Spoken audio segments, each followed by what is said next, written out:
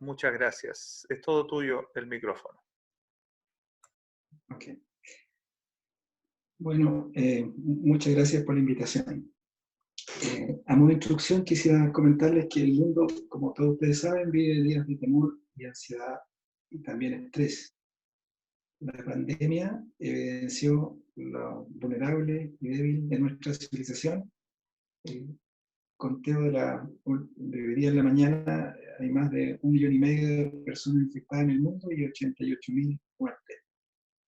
Y hemos visto como naciones desarrolladas, Italia, España, Francia, más recientemente Estados Unidos, con la mejor medicina y la más avanzada tecnología, sufren los efectos de un pequeño virus invisible a los humanos y sus habitantes se contagian por cientos de miles, mientras miles mueren por esa infección viral. El temor sanitario, a ese temor se suma la ansiedad económica de empresas que quiebran, de la pérdida de los ahorros invertidos en acciones o bonos de empresas que han sufrido fenomenales destrucciones de valor y la consiguiente pérdida de trabajo y empleo. Y los que mantienen sus trabajos también han debido adaptarse rápidamente al teletrabajo y hacer su trabajo en nuevas condiciones. Muchas veces el estrés de estar las familias confinadas a espacios reducidos y las dificultades de la convivencia estando todos juntos por periodos prolongados sin poder salir. ¿Cómo afecta esto a los creyentes? Estas circunstancias que naturalmente causan temor, ansiedad y estrés pueden ser una prueba para nuestra fe en el Señor y también una prueba para nuestro amor unos para otros. Entonces quisiera leer con ustedes una oración que hace el apóstol Pablo cuando en realidad estaba él mismo confinado en un espacio muy reducido y definitivamente más incómodo que nosotros, porque estaba preso en la cárcel. Y la oración que quiero leer con ustedes está en Efesios capítulo 1, versículos 15 al 23. Eso es lo que quisiera leer. Y aquí dice: por esta causa también yo, habiendo oído de vuestra fe en el Señor Jesús y de vuestro amor para con todos los santos, no ceso de dar gracias por vosotros, haciendo memoria de vosotros en mis oraciones, para que el Dios de nuestro Señor Jesucristo, el Padre de gloria, o de espíritu de sabiduría y de revelación, o también se puede traducir, o de sabiduría y revelación espirituales, en el conocimiento de Él, alumbrando los ojos de vuestro entendimiento, para que sepáis cuál es la esperanza a que Él os ha llamado, y cuál es la riqueza de la gloria de su herencia en los santos, o podríamos traducir, y cuáles las riquezas de la gloriosa herencia, de su gloriosa herencia en los santos, y cuál la supereminente grandeza de su poder para con nosotros, los que creemos, según la operación del poder de su fuerza, la cual operó en Cristo, resucitándole de los muertos y sentándole a su diestra en los lugares celestiales, sobre todo principado y autoridad y poder y señorío, y todo nombre que se nombra no solo en este siglo, sino también en el venidero. Y sometió todas las cosas bajo sus pies, y lo dio por cabeza sobre todas las cosas a la iglesia. O quizá en español suena mejor, porque en griego el orden no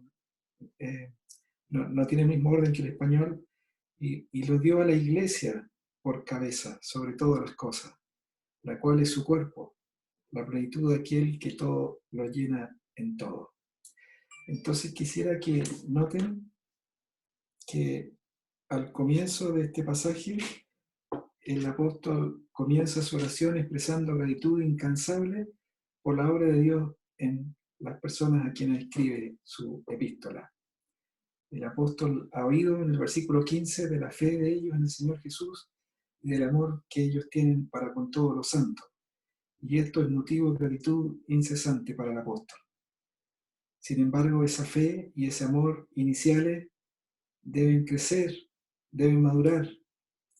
Mi recuerdo del comienzo de mi propia vida cristiana hace más de 40 años yo tenía 14 años y recuerdo vívidamente fe y amor. Esas son características de los creyentes. Fe en Dios, confianza en Dios, esto es lo que distingue a los creyentes de los que no son creyentes, de los incrédulos. Y amor a los hermanos. Esta es una característica distintiva de los que han nacido nuevos. Desde el momento en que nacen de nuevo, aman a personas a quienes no habían visto nunca antes, pero con quienes ahora pasan a tener mucho más en común que con sus propias familias de origen, pero que no son del Señor. El apóstol Juan dice: nosotros sabemos que hemos pasado de muerte a vida en que amamos a los hermanos. El que no ama a su hermano permanece en muerte. Entonces los creyentes en Asia, a los cuales el apóstol escribe, tenían fe y tenían amor, porque eran creyentes genuinos. Y sin embargo, esa fe y ese amor deben madurar, deben crecer. Pruebas y dificultades son una invitación a madurar en nuestra fe y a madurar en nuestro amor unos con otros. Problemas en las relaciones interpersonales, roces unos con otros, ponen a prueba, y si respondemos bien a la prueba, contribuyen a la madurez de nuestro amor hacia nuestros hermanos. La prueba de perder el trabajo prueba nuestra fe en el cuidado del Señor. La prueba de estar todos juntos en casa, confinados por lo que parecen ser varios meses, prueba nuestro amor en nuestra propia familia. Y los creyentes en Éfeso tenían fe y tenían amor genuino, verdadero, pero fe y amor inicialmente inmaduro, débil, en necesidad de crecer y desarrollarse, de fortalecerse, porque siendo genuino es todavía inadecuado. Y esta necesidad de fe que crece y de amor que crece lleva al apóstol a una oración intercesora, a pedir a Dios en beneficio de sus hermanos. La solución que el apóstol plantea, lo que él pide para el desarrollo de esta fe y de este amor, para el desarrollo, para la madurez, lo que pide en oración es una cosa. Una cosa, y esa una cosa es que los creyentes conozcan más a Dios el Padre. Dice aquí: para que el Dios de nuestro Señor Jesucristo, el versículo 17, el Padre de gloria, o el Padre glorioso, os dé espíritu de sabiduría y de revelación en el conocimiento de Él, o en vuestro creciente conocimiento de Él. Es conocer a Dios el Padre. Y específicamente tres cosas que están en tres afirmaciones paralelas en este reporte de la oración del apóstol. Porque dice: alumbrando los ojos de vuestro entendimiento para que sepáis cuál es la esperanza a la que Él os ha llamado. La traducción está muy buena, pero literalmente el griego dice: ¿cuál es la esperanza de su llamado? Tis estin he elpis tes kleseos autu. ¿Cuál es la esperanza de su llamado? ¿Cuáles las riquezas de su gloriosa herencia en los santos? ¿Y cuál la supereminente grandeza de su poder hacia los creyentes? Estas tres cosas: la esperanza de su llamado, la riqueza de su gloriosa herencia en los santos y la supereminente grandeza de su poder hacia los creyentes.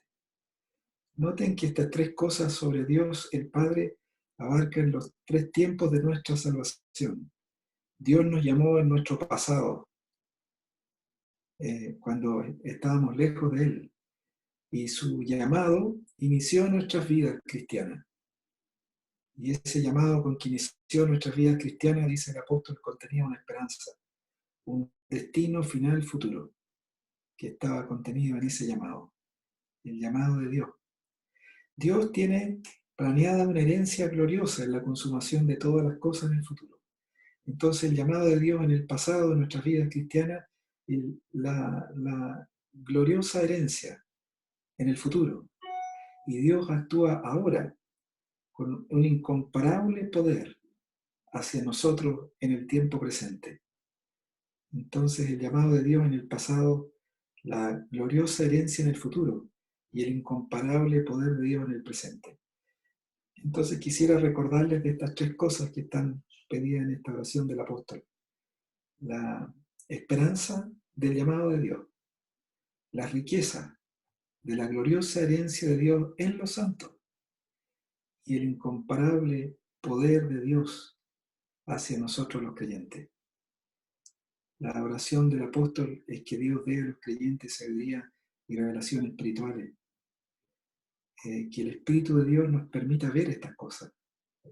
Entonces no basta con que las leamos, necesitamos cada uno de nosotros pedir la misma oración y pedir esta oración por todos nuestros hermanos, que mientras leemos estas escrituras y pensamos en ellas, el Espíritu de Dios que las inspiró pueda acercarse a nosotros y alumbrar nuestros ojos para mirar nuestra esperanza, para verla por la fe, para mirar las riquezas de la gloriosa herencia y para mirar el incomparable poder de Dios que Dios ejerce hacia nosotros aún ahora.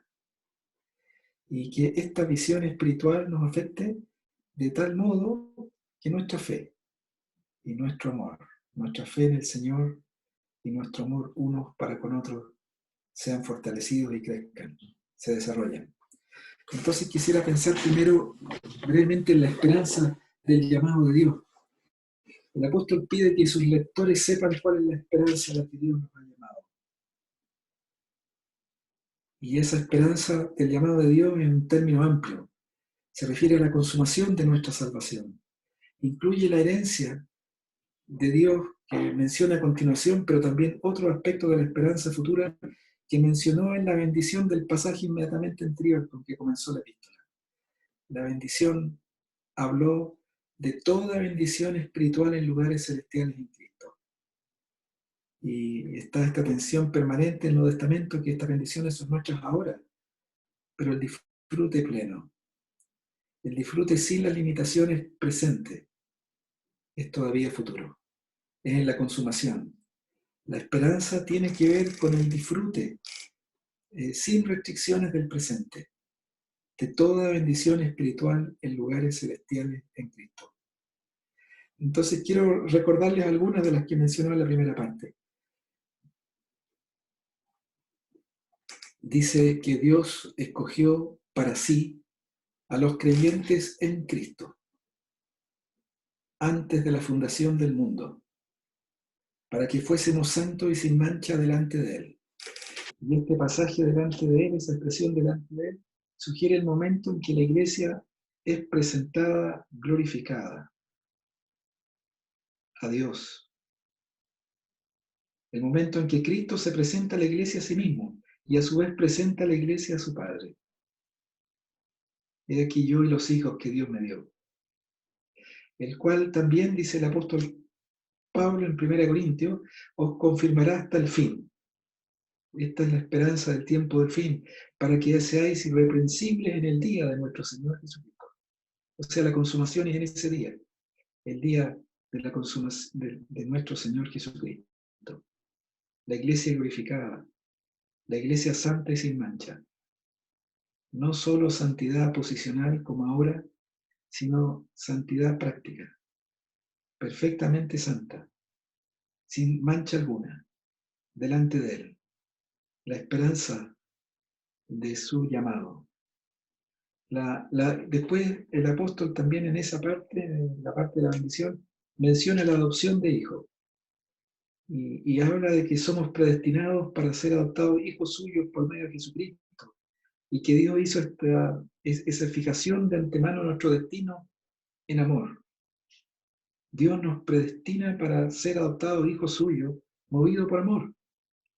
Y esperamos también en esa parte, si bien ahora somos hijos de Dios, esperamos esa glorificación, que es el aspecto que falta de la adopción. Nuestra glorificación. Ahora, en esa parte primera también, el apóstol habla de la redención por la sangre del amado. Pero la redención no se ha terminado todavía. Hemos sido redimidos, pero falta la redención del cuerpo. Es un aspecto futuro de la redención. Y en ese aspecto futuro es parte de nuestra esperanza. Que el que comenzó en nosotros la buena obra, la va a continuar hasta el día de Jesucristo. Y ese mismo pasaje en el versículo 11 dice que nosotros fuimos hechos herencia de Dios. Pero este aspecto es destacado por separado en la frase que sigue, así que no voy a decir mucho más ahora. Solo decir que la esperanza incluye el que nosotros seamos herencia de Dios. El sello que el Espíritu Santo nos identifica como posesión de Dios, propiedad de Dios. Y también habla de la seguridad y de la protección de Dios. Dios protege lo suyo. Pero además los creyentes tenemos una herencia nosotros mismos. Es una herencia eterna. Una herencia incontaminada, reservada en los cielos para nosotros. El que venciere, dice Apocalipsis 21, heredará todas las cosas, yo seré su Dios y él será mi hijo. Toda la nueva creación es nuestra herencia. Y la relación de nosotros con el Dios de la gloria, como sus hijos, eso es nuestra herencia. Esa relación es nuestra herencia. Y toda la creación nueva. Y el Espíritu, que es las arras de la promesa, el anticipo de nuestra herencia, garantiza que recibiremos la herencia por completo, cuando Dios redima su herencia, que somos nosotros, la posición adquirida, cuando esa, eh, redención llegue. Todo esto es parte de la esperanza del llamado de Dios. Ahora quisiera recordarles brevemente de la herencia de Dios, porque el apóstol pide a sus lectores en el versículo 18 que ellos sepan cuáles son, en la oración a favor, intercesora a favor de los lectores, cuáles son las riquezas de la gloria de su herencia, o sea, la herencia de Dios, en los santos. Y esto desde luego recuerda pasajes del Antiguo Testamento en que Dios habla a Israel diciendo que Israel es su especial tesoro. Y los santos de esta dispensación son llamados aquí la herencia de Dios. Entonces, los creyentes son la gloriosa herencia de Dios, quien paradójicamente es el dueño de todas las cosas. El honor de ser herencia de Dios. ¿Qué significa que los creyentes seamos herencia de Dios, quien es dueño de todo lo que existe? Debe significar que Dios se deleita de modo especial en sus redimidos, los que redimió al costo de la vida de su único Hijo. O sea, este hecho de ser herencia de Dios habla de una relación especial de privilegio. Habla del amor y de la importancia que Dios da a su pueblo.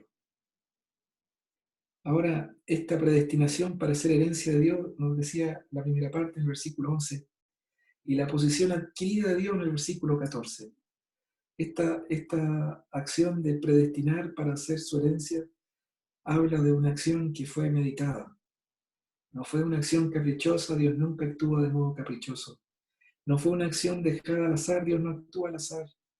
Las palabras que se ocupan son propósito, el consejo, la voluntad. El propósito de Dios, el consejo de Dios, la voluntad de Dios. Y además se habla del gozo con que Dios planificó todo, mientras obraba en beneficio de su pueblo. La herencia de Dios. Recordar que somos la herencia de Dios. No somos nuestros, somos del Señor. Y el Señor nos compró para ser su herencia. En una forma especial. Él que es dueño de todas las cosas, pero para ser su herencia. Es un grupo especialmente privilegiado. Eso es parte de lo que el apóstol quiere que miremos. Lo que nosotros significamos para Dios. Nosotros somos la herencia de Dios. La herencia de Dios. ¿Cuál es las riquezas de la gloria de su herencia? Y es llamada aquí una gloriosa herencia. Esto claramente espera la consumación porque hay muchas cosas que no son gloriosas en nosotros ahora. Pero este es nuestro destino fijado de antemano. La gloriosa herencia. La gloriosa herencia de Dios el Padre en los santos. Eso es lo que somos para Dios. La gloriosa herencia de Dios el Padre en los santos. Y después el pasaje habla del poder de Dios hacia los creyentes.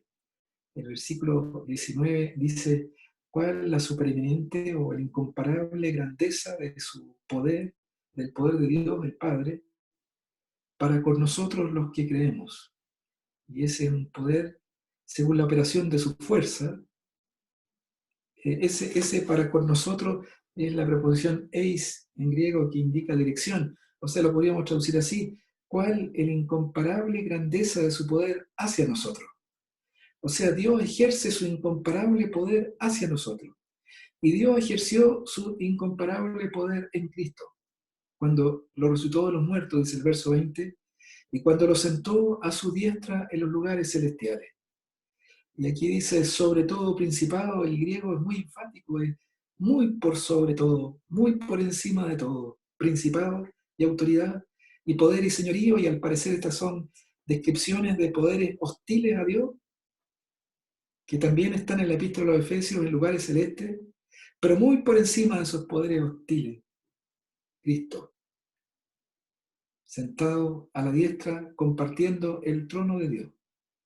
Sobre todo nombre que se nombra, y no solo en este siglo, sino también en el venidero. O sea, su gobierno es un gobierno para siempre, y sometió todas las cosas bajo sus pies, muy por encima de todas las cosas bajo sus pies, y lo dio por cabeza a la iglesia.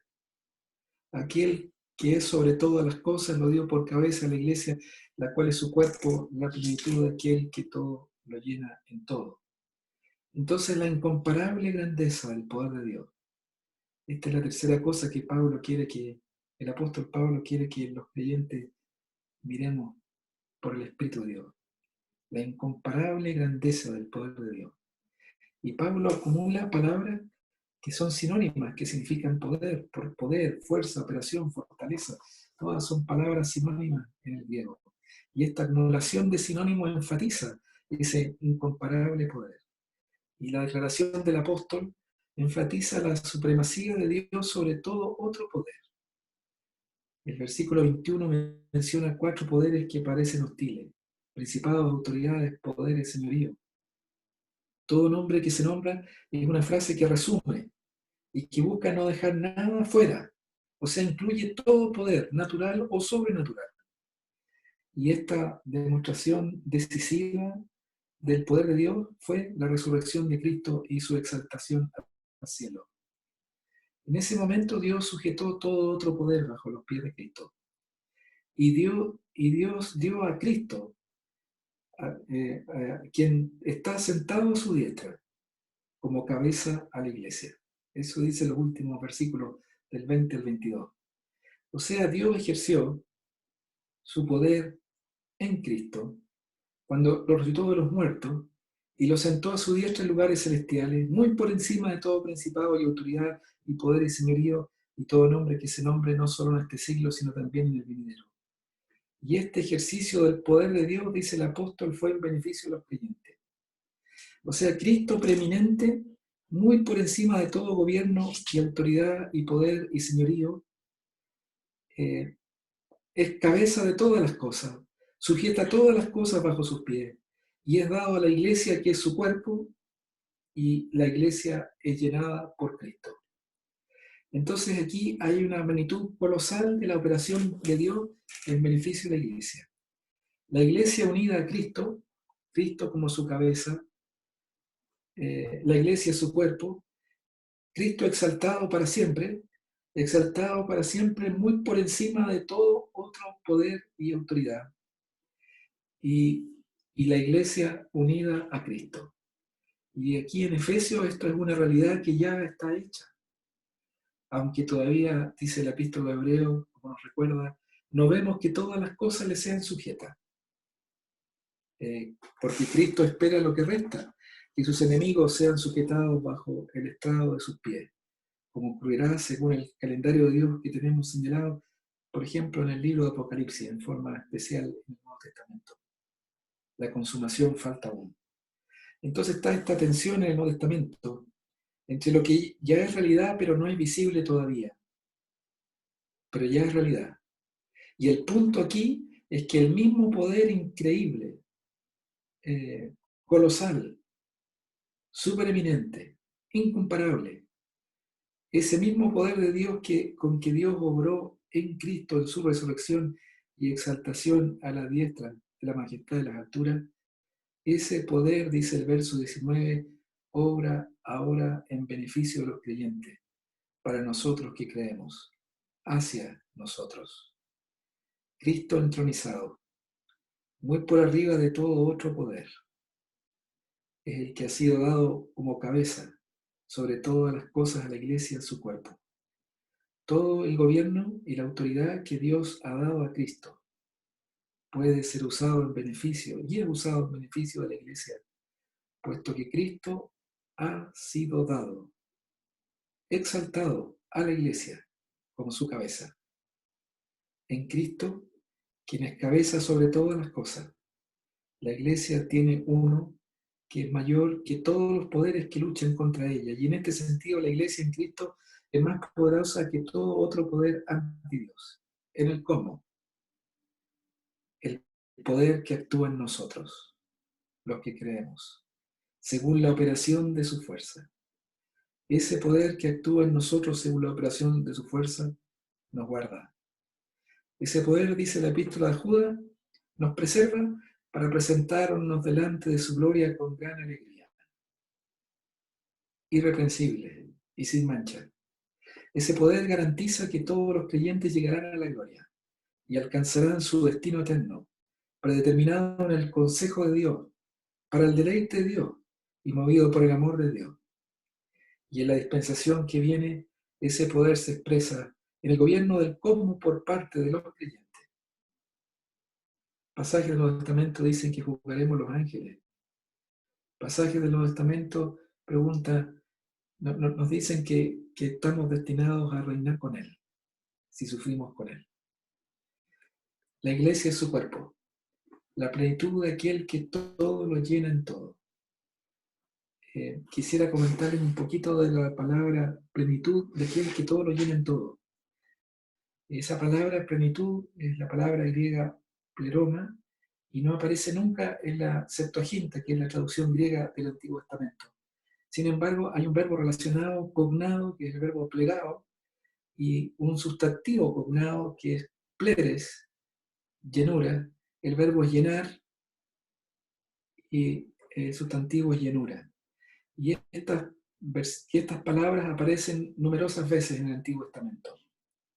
O sea, la palabra plenitud no, pero sí un sustantivo cognado y también el verbo llenar. Y entonces lo más probable es que esta noción, la noción de la plenitud de aquel o la llenura de aquel que todo lo llena en todo, corresponde a la llenura con que Dios llena. En el Antiguo Testamento, ese verbo y sustantivo se usan con frecuencia de la presencia de Dios. O sea, Dios llena el tabernáculo, Dios llena el templo. Entonces, así como en el Nuevo Testamento, la presencia de Dios radica de un modo especial. Y desde luego no podemos decir único, porque, o sea, único en el sentido de que, como no en otra parte, pero no podemos restringir la presencia de Dios que es omnipresente. Pero su manifestación de su presencia es de modo especial. Era en la casa de Dios. En el Nuevo Testamento, la epístola de Efesios nos dice que estamos siendo construidos los creyentes en un templo santo al Señor, morada de Dios en el Espíritu. Entonces esta palabra, la plenitud de aquel que todo lo llena en todo, quiere decir de que la iglesia está siendo construida para ser la morada de Dios, el lugar donde Dios manifiesta su presencia de una forma especial, donde el Dios omnipresente revela su presencia de manera especial. La iglesia que es su cuerpo, la plenitud de aquel que todo lo llena en todo, la plenitud del que llena el cosmos con su gobierno, pero que revela en la iglesia su presencia de un modo especial como no lo revela en otra parte del universo. O sea, aquí tenemos una descripción de la iglesia como la plenitud de la presencia, el poder de Dios, el lugar donde Dios manifiesta su presencia. Así como antes llenó el santuario, así Dios llena la iglesia. Y la iglesia entonces participa de la llenura de Dios en Cristo. Dios en Cristo llena la iglesia con su presencia y su poder, y la iglesia es la morada de Dios en el Espíritu. Entonces el apóstol ora por los creyentes, que nosotros, en conclusión, que nosotros podamos ser alumbrados por el Espíritu de Dios para mirar la esperanza del llamado de Dios, nuestro destino que fijó de antemano, para que miremos la riqueza de la gloriosa herencia de Dios en su santo, lo que significamos para Dios, lo queridos que somos para Dios, lo importante que es su pueblo para Dios. Él lo llama las riquezas de la gloriosa herencia de Dios. El pueblo de Dios es la gloriosa herencia de Dios en su santo. Y Dios lo llama su herencia, su posesión, un pueblo de especial posesión. Y la incomparable grandeza del poder de Dios hacia nosotros, que nos unió a Cristo como cabeza de la iglesia, exaltado y glorificado, y que actúa hacia nosotros ahora. Y entonces la intención del apóstol es que al mirar en nosotros esa esperanza, esa riqueza y ese poder, entonces nuestra fe débil se fortalezca, nuestro amor inicial crezca, que Dios fortalezca nuestra fe y que Dios fortalezca nuestro amor. El Señor bendiga su palabra a cada corazón.